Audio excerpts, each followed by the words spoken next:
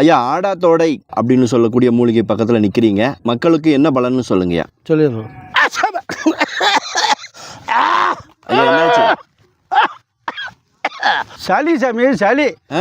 சளி மட்டும் இல்லை, தும்மல் வேற ஓயாம வந்துருக்குல்ல, இவங்களுக்கெல்லாம் ஒரு மருந்து. அட, மருந்து சொல்றதுக்கு ஏதோ பிரச்சனையே. ஆமா ஆமா ஆமா ஆமா ஆமா ஆமா. சளி, இருமல், மூக்கில் தண்ணியா ஒழியுது, அச்சுன்னு தும்புவாங்க, தும்ப முடியாம தும்புவாங்க.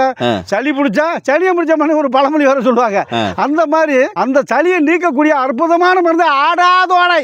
ஆடாதோடை. ஆடாத சளியெல்லாம் ஆட்டி வச்சு வெளியே கொண்டு வரணும். இதுக்கு ஆடாதோடைன்னு பேர் வச்சிருக்காங்க. உள்ள பார்த்தீங்கன்னா உள்ளாக்கு இருக்கா பார்த்தீங்களா, அந்த உள்ளாக்கில் வந்து சளி அடைச்சிக்கும். உள்ள நுரையிலிருந்து அதை வந்து இது உள்ள உடனே அந்த சளியை பூரா எடுத்துட்டு ஒழுங்கா பேச்சு குரல் மக்கள் தொண்டை குரல் மக்கள் கொடுக்கக்கூடிய ஆடாதோடை. கபத்தை பூரா எடுக்கக்கூடியது. அதாவது வாதம், பித்த, சிலோத்தும நோயின்னு சொல்லக்கூடிய ஈழ, இருமல், ஆஸ்துமா, டிபி வரைக்கும் சரி பண்ணக்கூடியது இந்த ஆடாதோடை நேர்களே. இந்த ஒரு மனிதன் சாதாரணமாக ஒரு இலையை பிடிங்கி தாராளமாக சாப்பிடலாம். ஒன்றும் கவலைப்படுங்களா அவசியமே இல்லை. பச்சையை சாப்பிட்டா எந்த நோய் நொடியும் இல்லை.